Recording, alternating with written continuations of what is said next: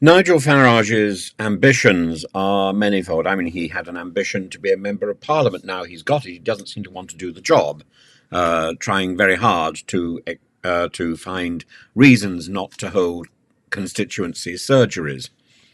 But his his fellow MPs and members of Reform UK seem to think that his ambition is to be in number 10. I think it's worth looking at the way that political ambition for the top job is generally in Britain seen rather like the political ambition of popes. In recent history, Catholic popes have presented themselves as very reluctant to become the supreme pontiff. Pope Benedict XIV, for example, back in 1740, said, "Well, if you want to," he was then Cardinal Lambertini. "If you want to elect a saint, choose someone else. If a statesman, choose someone else. If you want an honest man, well, I suppose you've got me." Pope Pius VII, who became Pope in 1800, so he was Cardinal Chiaramonti, and he said, "I'm not fit for such an exalted position, but God's will be done." And it's that statement of reluctance that finally sort of dragged into the office, rather like the Speaker in the House of Commons is dragged to the chair. Rather ceremoniously these days, because there's quite a lot of campaigning to get that job. Pope Pius XII in 1939, Cardinal Pacelli. So not always seen as the most exalted pope, and tied up with his relationship with the Nazis. He said, my preferences, as you know, lie in the study of theology and the service of the Holy See, rather than in the governance of the Church. John the 23rd, was quite surprised to be elected. I never thought of this possibility. They've chosen a good shepherd, so I'll do what I can. But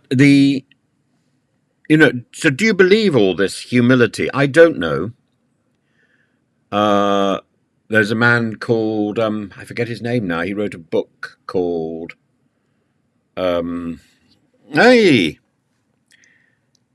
Shoes of the Fisherman. Shoes of the Fisherman. He said the person who goes into the conclave as a pope comes out as a cardinal. But the same sort of rhetoric is used by British prime ministers. If you go all the way back to Robert Walpole, who was prime minister in 1721, he said he was writing in a letter to the Lord Chancellor Macclesfield in 1720. He said, "I'm not unambitious, but I can see that place would expose me to envy and censure." And I think that's quite an honest assessment. Boris Johnson wanted to be prime minister. He saw himself from quite a young age as being the emperor, the king of the world. But when it came to actually getting the top job, he projected himself as a leader with this grand vision for the UK. He had a purpose to take back control, get Brexit done, and when he had the chance before, he pulled back. I don't think that was humility. I think that was a recognition that maybe he wasn't going to succeed, and he didn't want failure attached to his record. He put that off for another day. David Cameron presented himself as a modernizer of the Conservative Party with a focus on compassionate conservatism and social improvement. His decision to call Brexit, of course, was a major mistake, fortified by his success with the Scottish independence referendum.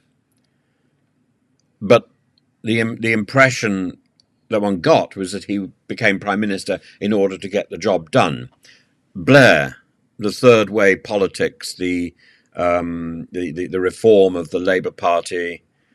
So although his rhetoric often focused on reforming the country, his ambition was to reshape the Labour Party and secure long-term legacy. Did he intend to become prime minister? Did he want to become prime minister? It seems he did, but that was not necessarily the primary objective. Margaret Thatcher, her ideal, her ambition was to transform the British economy, and that defined her leadership. She was elected to be leader of the opposition. I don't think she said she didn't expect a woman to become prime minister in her lifetime. I don't think she went into the job with the intention of becoming prime minister. She had political ambition. She had personal belief.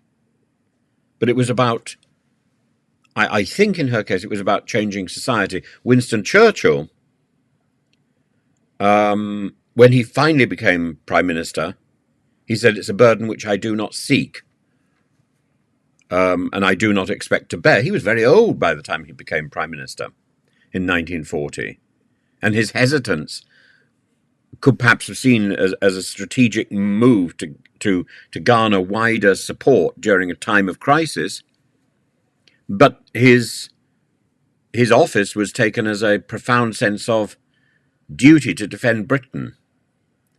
Though maybe his desire to return as prime minister in the 1950s, after being ousted, also demonstrates a strong personal ambition. When it comes, if you go back to the 19th century, you've got William Pitt the Younger. He said, he was very young, he's 24. He said, "The time may come when I shall be called upon to save this country from ruin. But I will not be precipitate.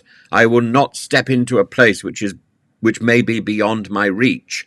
Oh, would that Nigel Farage could repeat those words. Robert Peel's aspirations were not focused on reforming British institutions, on being prime minister, but on reforming British institutions, particularly law and trade. He's known for founding the police force, for his reforms as Home Secretary. Becoming prime minister was part of the process, not the ambition. His ambitions were rooted in policy reforms, such as the repeal of the Corn Laws, rather than merely holding the office itself.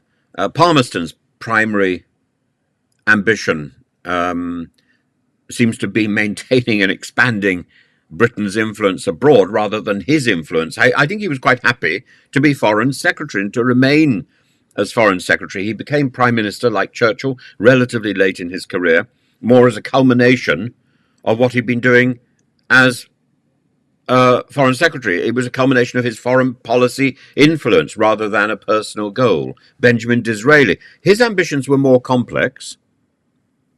He was a novelist, not a terribly good one, really, in my opinion, a charismatic figure who reshaped the Conservative Party to give it a broader popular appeal. But his goal was to transform conservatism into a political force that could command a broad national consensus. Being prime minister was part of that ambition, only to achieve that vision. It was a means to an end. His one nation philosophy. It was part of his process. As I think also Gladstone, his desire to become prime minister was secondary to his reformist ambitions. And there were some prime ministers like Liz Truss who were clearly unfit for high office. Others like Theresa May rightly recognised their limitations. She told the Telegraph in 2014, "I'm not one of those people who went into politics to be prime minister. I'm not that sort of person." I wish she had reflected longer on that. But despite what she said, she later found herself at the helm following David Cameron's resignation and Andrea Leadsome's aggressive PR stunt about the qualification of motherhood, something that I think history demonstrates is rather an absurd statement. The only British Prime Minister up to Theresa May, the only British Prime Minister to have been mother, was Margaret Thatcher. So that it's hardly a tradition that you need to be a mother to be a Prime Minister. And Liz Truss demonstrated that although she was a mother, she was completely incompetent. So being a mother, I don't think, is part of the qualification criteria. So while many of these individuals may have aspired to high political office, their ultimate ambitions were mostly tied to specific policies and specific interests rather than grabbing at the job itself. Not Farage and not his supporters, who simply want him to be given the keys to number 10. Farage's role is pivotal and paradoxical. As a seasoned political figure who has shaped Brexit and shaped the narrative of Brexit, he lends credibility to Reform's UK ambitions, but his past associations also bring baggage, and his tenure with UKIP saw electoral failure, despite the party's significant influence on the national agenda. Reform UK, with its modest parliamentary representation of 5 MPs, is already ahead of where UKIP had peaked, yet it grapples with similar growing pains. Ill-disciplined members, a lack of local structure, insufficient financial backing, and wildly absurd ambitions. The party's aim to professionalise involves stringent candidate vetting and the emulation of the Liberal Democrats' local activism strategy, and Farage is trying to reposition Reform as a credible alternative, distancing Reform UK from the radicalism that plagued UKIP and appealing to disillusioned Conservative and Labour voters alike. Zia Yusuf, the party's chairman, is spearheading these changes with significant financial backing and efforts to build a more robust grassroots presence. However, Reform's broader ambitions, including hundreds of local election wins and potentially becoming the governing party and seeing Farage crowned Prime Minister, seem premature, given its fledgling organisational structure, seem not only premature but arrogant. The party's success and Farage's success will hinge on its ability to avoid UKIP's pitfalls and to establish a solid base in local governance, to craft a coherent, attractive policy platform beyond its anti-immigration and anti-net zero stance. The journey ahead for Reform UK is daunting and should be tempered, no tampering going on, should be tempered by humility. And achieving Farage's ambition of becoming Prime Minister requires overcoming the entrenched two-party system, expanding its appeal beyond the Brexit electorate, demonstrating serious policy credentials, and overcoming the grasping ambition of its current leader. You don't get into number 10 by aiming to get into number 10. You get into number 10 by offering a clear vision of what the future might be.